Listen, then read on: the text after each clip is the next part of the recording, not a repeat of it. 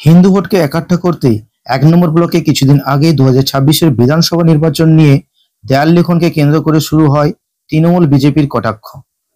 এরই মধ্যে হিন্দু হিন্দু ভাই ভাই কিন্তু বাঙালি পূর্ণ মন্ত্রী নাই, এই পোস্টারকে কেন্দ্র করে শুরু হয়েছে বিজেপি ও তৃণমূলের হিন্দুদের নিয়ে চাপানোতর। বিজেপির তরফে এই বক্তব্যকে সাধুবাদ জানিয়েছেন এবং পশ্চিমবঙ্গে বিজেপি এলে অবশ্যই বাঙালি পূর্ণমন্ত্রী হবে, তৃণমূলেরও ইচ্ছা পূরণ হবে বলে জানান।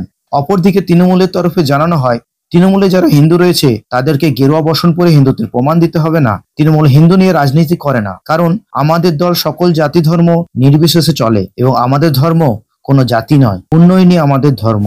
আমাদের দেওয়াল যখন ওনারা কপি করছেন, যাই হোক ভালো লাগছে, ওনারা তো হিন্দু হয়ে তৃণমূল কংগ্রেস চাপে করছেন। যাই হোক, হিন্দুদের একত্রিত করুন, এই আবেদন ওনাদের কাছে রাখছি। 2026-এ বিজেপি সরকার হবে, পূর্ণমন্ত্রী হবে, প্রতিমন্ত্রী হবে, আপনারা যেটা চাইছেন সেটাই হবে। কথাটা তো ঠিক।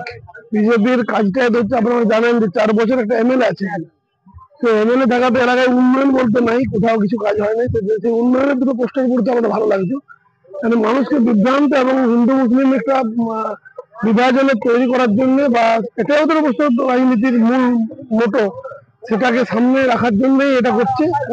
কোনো প্রভাব পড়বে না। আমরাও তো হিন্দু, এখানে যারা বড় বড় বিজেপি করে তারাই তো হিন্দু নেই, তাদের বাড়িতে একটা ধূপ পাবেন না আপনি,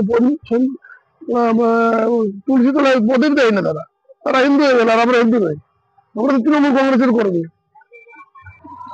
ওদের দেয়ার লিখন আমাদের কোনো ব্যাপার আমরা কিছু মনে করিনি। আমাদের মূল কথা যেটা, আমাদের এতগুলো এমপি আছে, একটা তো মন্ত্রী হওয়া দরকার ছিল, পূর্ণমন্ত্রী, সেটা পাইনি। সেটাও তো বাঙালির বিদ্বেষ, আমাদের প্রতি একটা বিদ্বেষের বহিঃপ্রকাশ দেখি, সেটাই আমরা বলার চেষ্টা করছি। মানুষ বুঝুক যে ওরা আদৌ হিন্দু নয়, ওরা আদৌ গেরুয়া নয়, ওরা শুধু ভেষধারী একটা বাঁদরের দল আর কি, অন্য কিছু না।